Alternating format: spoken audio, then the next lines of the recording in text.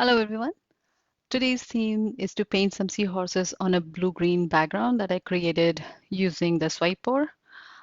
Since I did not record the video while I was doing this background, what I'll do is I'll link another video where I also created the sea background if you're interested in seeing how it was created.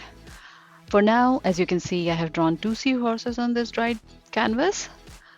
So basically the plan is to first paint these seahorses white.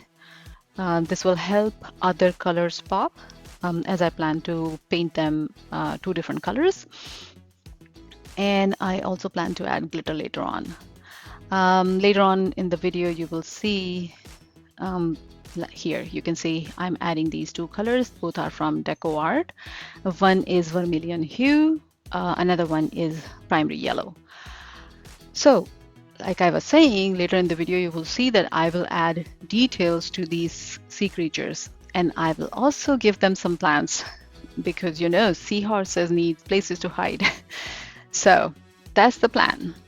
I hope you will let me know how do you like the entire process as well as the final result. For now, sit back and enjoy the process. I'll see you in the next video.